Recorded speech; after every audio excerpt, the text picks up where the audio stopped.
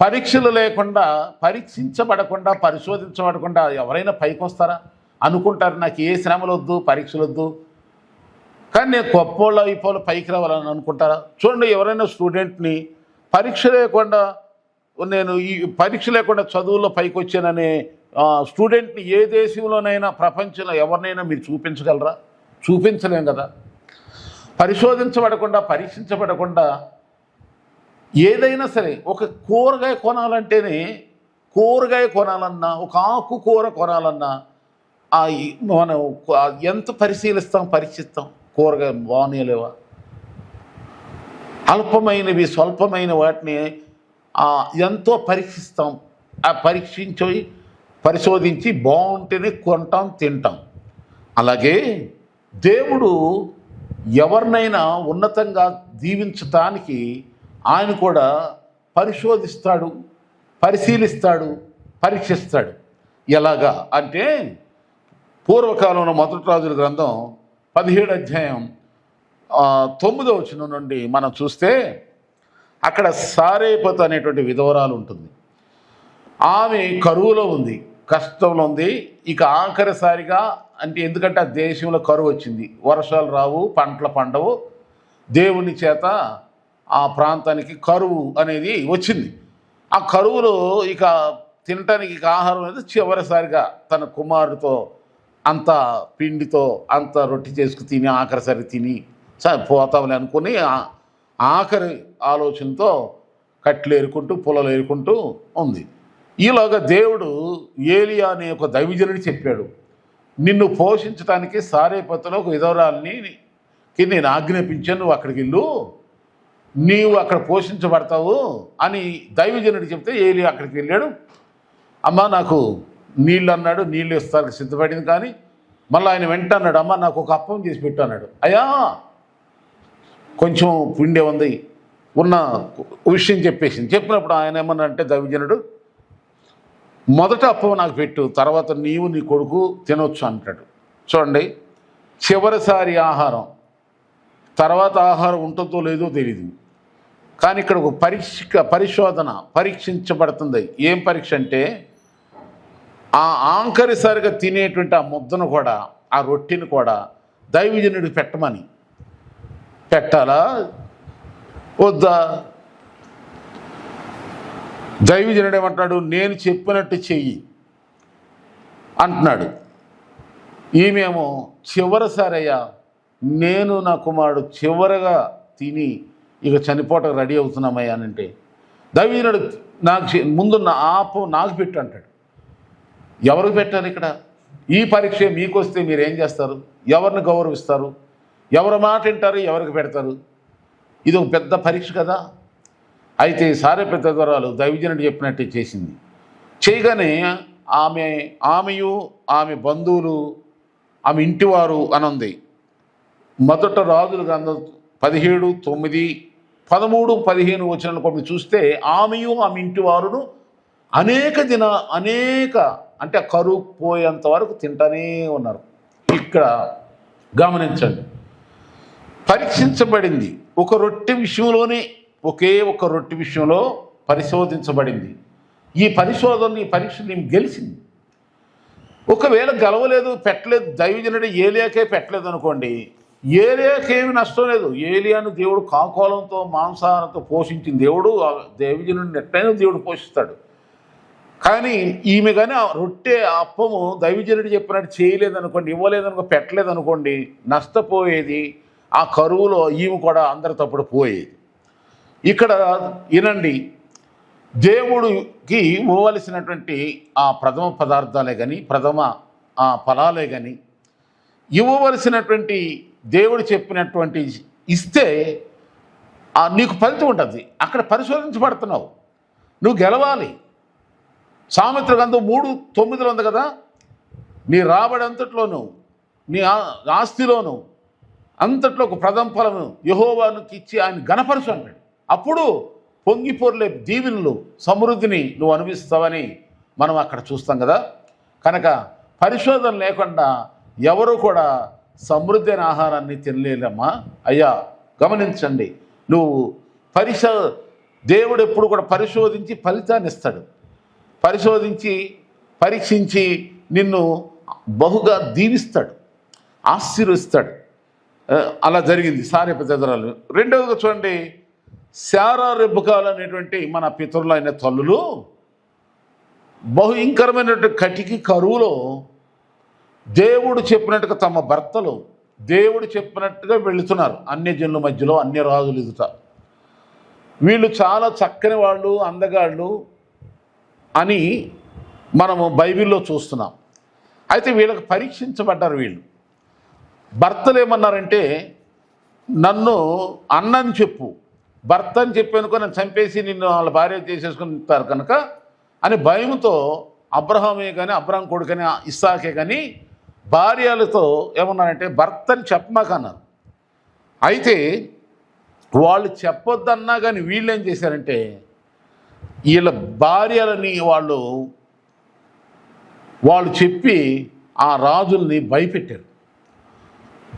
ఇద్దరి విషయంలో జరిగింది. అప్పుడు వాళ్ళిద్దరూ కూడా, రాజులిద్దరూ కూడా భయపడి, ఇదిగో మీరు ఈ విషయంలో ఎందుకు అబద్ధాలు చెప్పారు మాకు, ఒకవేళ మేము నిజంగానే మీ చెల్లి అనుకొని మేము ఒకవేళ ద్రోహం చేస్తే మాకు ఆ పాపం కట్టుకునే వాళ్ళం కదా, మాకు ఎంత నష్టం జరిగేది, మీ దేవుడు ఎంత గొప్పవాడు, ఎందుకు అబద్ధం చెప్పారు అని వాళ్ళు సరే వినండి. మంచి అవకాశాలు వచ్చినాయి. భర్త కటికి కరువులో ఉన్నారు, దేవుడు చెప్పినట్టు వెళ్ళిపోతున్నారు త్రోవల్లో, దేవుడు పెట్టే పరీక్షల్లో ఉన్నారు, పరిశోధనలో ఉన్నారు. వీళ్ళకి స్త్రీలకు వచ్చింది పరిశీలన. కరువులలో కష్టాలలో నమ్మకంగా ఉండేదే నిజమైన భార్య అని లోకములో కూడా అంటారు. నిజమైన భార్య ఎలా ఉంటుందంటే భర్తకు వచ్చేటువంటి ఆ ఆర్థిక పరీక్ష కానీ ఇంకా ఆస్తి అంతస్తుల విషయాల్లో డౌన్ అయిపోయినప్పుడు, కృంగిపోయినప్పుడు నిజమైన భార్య మనసు ఏంటో, నిజమైన భార్య యొక్క గుణం ఏంటో, బుద్ధి ఏంటో బయటపడుద్ది. పరిశోధించబడ్డారు, గెలిచారు.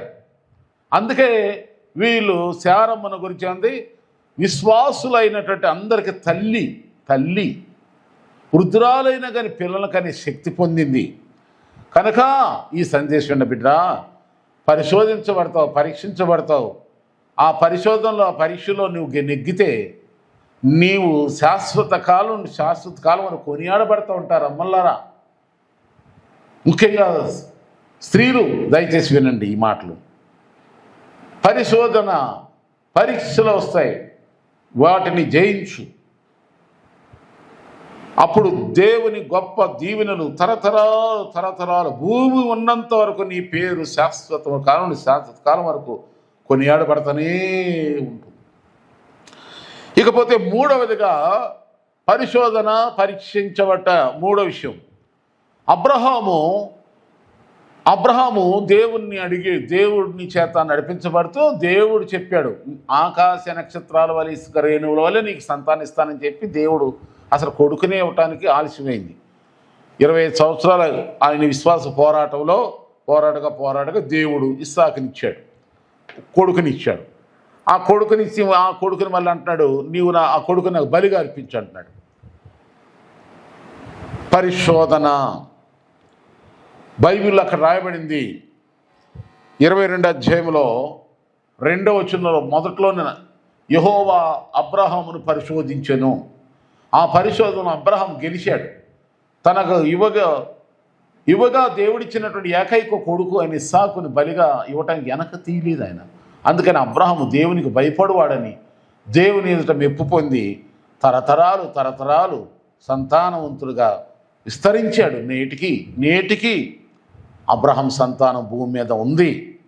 కనుక నీవు కూడా నీ పిల్లలను దేవుని కొరకు దేవునిలో నడిపించు, దేవునికి సమర్పించు, దేవునికి దక్కేలాగా నీ పిల్లల్ని బ్రతికించు. దేవునికి దక్కకుండా నీ పిల్లలను నువ్వు దూరం చేసావనుకో, ఆ పిల్లలు రేపు నీకు దూరం అయిపోతారు, నీకు వాడు శత్రువులు అవుతారు, నీకు విరోధులు అవుతారు, నీకు పగవాళ్ళు అవుతారు. కనుక ప్రియా తల్లిదండ్రులారా, మీ పిల్లల విషయంలో మీరు పరిశోధనలో గెలవండి. నడవలసిన త్రోవను, బాలుడు నడవలసిన త్రోవను, బాలిక నడవలసిన త్రోవను, బాల్యం నుండి చిన్నవాడిని నడిపించండి, మందిరాన్ని నడిపించండి. పిల్లలు చదువులో ఉన్నారు, పరీక్షల్లో ఉన్నారు, ట్యూషన్లో ఉన్నారు, అక్కడున్నారు ఇక్కడున్నారని చెప్పి పిల్లల్ని దేవుని సన్ని దూరం చేయమాకండి. కనుక నడిపించవలసిన నడిపించేది పిల్లల విషయంలో మీరు గెలిస్తే, పిల్లల్ని దేవునికి అర్పించే విషయంలో, దేవుళ్ళు నడిపించే విషయంలో, పిల్లల్ని భక్తిలో పెంచే విషయంలో మీరు గెలిస్తే నీ పిల్లల్ని తరతరాలుగా దేవుడు ఆశీర్వాదకరంగా మారుస్తాడు. కనుక నీ పిల్లల్ని ఆశీర్వాదకరంగా ఉంచుతావో శాపగ్రస్తులు చేస్తావో పరీక్షించుకో. ఇక చూడండి, నీవు దేవుడు మనల్ని ఎక్కడ ఇంకా పరిశీలిస్తా అంటే చూడండి, దావీదుకు శత్రు ఎవరంటే సౌలు రాజే, పిల్లనిచ్చినోడే. దావీదును చంపాలని చెప్పి సౌలు చేయని ప్రయత్నాలు అంటూ ఏమీ లేవు. ఎందుకు? తర్వాత రాజు అయ్యేది దావీదేనని సౌలు రాజుకి కుళ్ళు, అసూయ.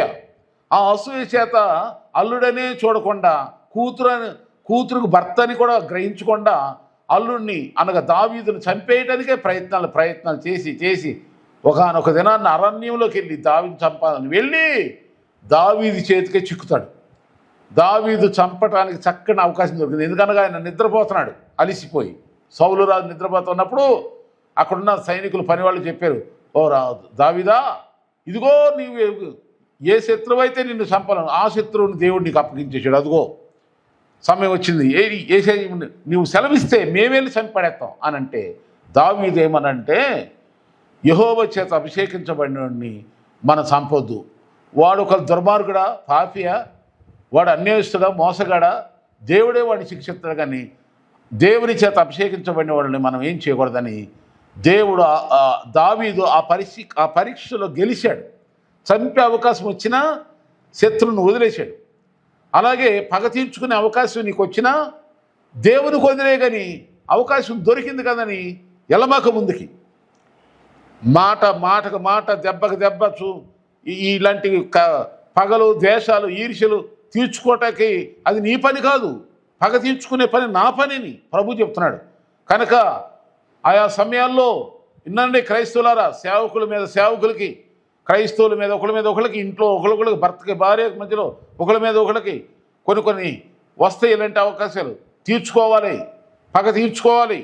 పగ ప్రతీకారాలు కలిగి ఉంటారు. పగ ప్రతీకారాలు తీర్చుకునే అవకాశం నీకు వచ్చినా కానీ ఆ పని నువ్వు చేయకుండా ఉండటమే పరీక్షలో నువ్వు గెలుస్తావు. అంటే దేవునికి వదిలేస్తున్నావు ఆ పగ, దేవునికి విడిచిపెట్టేస్తున్నావు. నీ భర్త నిన్ను చాలా బాధ పెట్టాడా, దుఃఖ పెట్టాడా, చాలా ఏడిపించాడా, ఓకే, ఆ భర్త విషయంలో పగ తీర్చుకునే పని దేవునికి వదిలే. అవకాశం చిక్కినా నీ భర్త బలహీనుడైపోయి నీవు పెడితేనే బతికేంత స్థితిలోకి వచ్చినా పగ తీర్చుకోమాక. ఈ దినాల్లో ఎంతమంది భర్తల మీద పగలు తీర్చుకో అన్యాయంగా జీవితాలకు అడ్డొస్తానని, అక్రమ సంబంధాలకు అడ్డొస్తున్నాడు భర్తలని ఏమాత్రం కనికరం లేకుండా, ఏమాత్రం కూడా మానవత్వం లేకుండా ఎంతమంది స్త్రీలు మనం యూట్యూబ్ ఛానల్లోనూ ఇంకా న్యూస్ ఛానల్లో చూస్తున్నాం కదా. ఎంతమంది భర్తలు చంపేస్తున్నారు ఆడవాళ్ళు, అమాయకులైన ఆడవాళ్ళని చంపేస్తున్నారు దుర్మార్గులైన మగోళ్ళు. ఇది చాలా తప్పు. ఇది ద్రోహం, అన్యాయం, మోసం. తప్పకుండా దేవుడు తగిన శిక్ష విధిస్తాడు.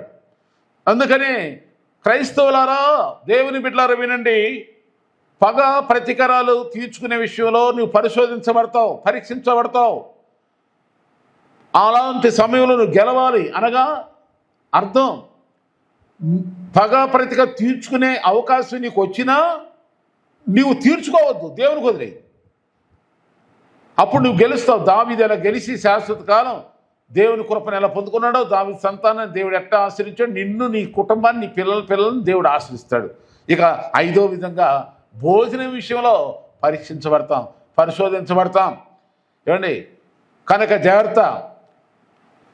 యేసయ్య చెప్పాడు, నువ్వు తిండిపోతూ అయితే నీ గొంతు కత్తి పెట్టుకో అంటాడు. అంటే తినమాక, అవసరం గొంతును కోసుకుంటాడు. జాగ్రత్తగా ఉండండి. అలాగే నువ్వు తీసుకునే ఆహారం ప్రభువుకు మహిమార్థమైందా, లేక నీకు కొడిపే దేవుడని దిగమింగేసేసి దేవుని నామాన్ని దుఃఖపరుస్తున్నావా, నీకు చెడ్డ పేరు తెచ్చుకుంటున్నావా? దానియేలు అలా తెచ్చుకోలేదు. దానియేలు షడ్రక్ మేషక్ అబేద్నెగోలు బబులోను దేశంలో భోజన విషయంలో పరిశోధనలో గెలిచారు కాబట్టి దేవుడు వాళ్ళని గెలిపించాడు ఆ దేశంలో. నీవు కూడా ఈ ఆహార విషయంలో కూడా నువ్వు పరిశోధించబడతావు, పరీక్షించబడతావు. జ్ఞాన వివేకంగా బైబిల్ చెప్తుంది, మీరు భోజనం చేసినా పానం చేసినా ప్రభు మహిమ కొరకు చేయండి. ప్రభువుకు మహిమ లేదనుక ఆ భోజనం వద్దు, ఆ పానము మనకు అవసరం. అలాంటి పట్టుదల, అలాంటి రోషం ప్రతి క్రైస్తవుకు ఉండాలి. కనుక పరిశోధించి లేక పరీక్షించి ఫలితాన్ని ఇచ్చే దేవుడు, ఫలింపజేసే దేవుడు, అభివృద్ధి చేసే దేవుడు. పరీక్షించబడకుండా అభివృద్ధి అనేది ఎక్కడ లేదు. దేవుడు నిన్ను పరిశోధిస్తాడు. నేను చెప్పినటువంటి ఈ 5 విషయాలు మీరు వినండి. 5 విషయాల్లో ఒకటి, సారేపతు ఎదరలు కరువులో పరిశోధించబడింది. రెండవదిగా యవన ప్రాయములో, అందం విషయంలో, కుటుంబం విషయంలో పరిశోధించబడ్డారు శారా, రెబెకా. ఆదికాండంలో 12వ అధ్యాయం 13వ వచనం, ఆదికాండం 26వ అధ్యాయం 8వ వచనంలో ఈ 2 విషయాలు అక్కడ ఉన్నాయి. అలాగే దేవునికి ఇచ్చే విషయంలో పరిశోధించబడతావు. ఎనిమిదిమక గెలువు. అలాగే దావీదు పగా ప్రతీకార విషయంలో పరీక్షించబడ్డాడు, జయించబడ్డాడు. దేవునికి వదిలేశాడు, జయం పొందాడు. భోజన విషయంలో పరీక్షించబడతావు, పరీక్షలో గెలువు, ఓడిపోమాక. దేవుడు అలాంటి జయ జీవితాన్ని విజయోత్సాహాన్ని ప్రభు నీకు ప్రసాదించును గాక. పరీక్షించబడి బహుగా అభివృద్ధి, బహుగా ఫలించు, బహుగా దీవించబడు. దేవుడు తన మహాకనికర కటాక్షాలు ఈ సందేశాన్ని మీ అందరికీ దయచేయును గాక. Praise the lord.